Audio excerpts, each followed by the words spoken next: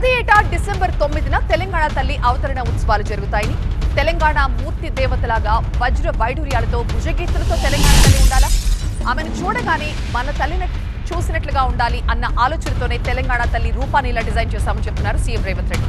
మన సంస్కృతి ప్రతిబింబించేలాగా తెలంగాణ తల్లి ఉండాలి అన్నారు. ఉద్యమాలు, ఆత్మ బలిదానాలకు సంకేతంగా ఉండాలి తెలంగాణ తల్లి అంటున్నారు. ఇక తెలంగాణ తల్లి కాళ్ల కింద పీఠంలో పిడికిళ్లను పొందుపరిచామని చెప్పారు. తెలంగాణ తల్లి నిలుచున్న పీఠం చరిత్రకు దర్పణం. చేతులన్నీ కలిపి ఆ పీఠాన్ని మోస్తున్న తీరు తెలంగాణ పునర్నిర్మాణాన్ని తెలుపుతాయంటున్నారు సీఎం రేవంత్. మన అస్తిత్వం ఉట్టిపడే విధంగా చాలామంది తెలంగాణ ఉద్యమంలో పాల్గొన్న ఉద్యమకారులనే కాకుండా కవులను, కళాకారులను తెలంగాణ సంస్కృతి పట్ల కేఎం రాజశేఖరన్ గానుగ నూనె బిజినెస్ చేస్తూ నెలకి లక్షల్లో సంపాదిస్తున్నారు. మీరు వారి నుండి నేర్చుకోవాలా? అయితే ఫ్రీడమ్ యాప్ని డౌన్లోడ్ చేసుకోండి. అంకిత భావంతో పనిచేసిన వాళ్ళందరితో చర్చించి చర్చలో 2 అంశాలు ప్రస్తావనకు వచ్చినాయి అధ్యక్ష.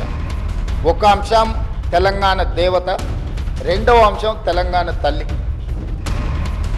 తెలంగాణ మూర్తి దేవతలాగా వజ్ర వైదూర్యాలతో, కిరీటాలతో, భుజకీర్తులతో ఉండాలా, లేకపోతే తెలంగాణ తల్లి మన తల్లిలాగా మన ఇంట్లో మన అమ్మను చూసుకుంటే మనకి ఏ విధంగా అయితే సంతృప్తిని ఇస్తుందో, ఒక అమ్మ మనల్ని ఎంత ప్రేమగా గుండెల్లో పెట్టుకొని చూసుకుంటుందో అట్లా ఉండాలని ప్రస్తావన వచ్చినప్పుడు మేధావులు, ఉద్యమకారులు, కవులు, కళాకారులు మనం తెలంగాణ తల్లి అనే భావనతోనే ఉద్యమ బాట పట్టినాం.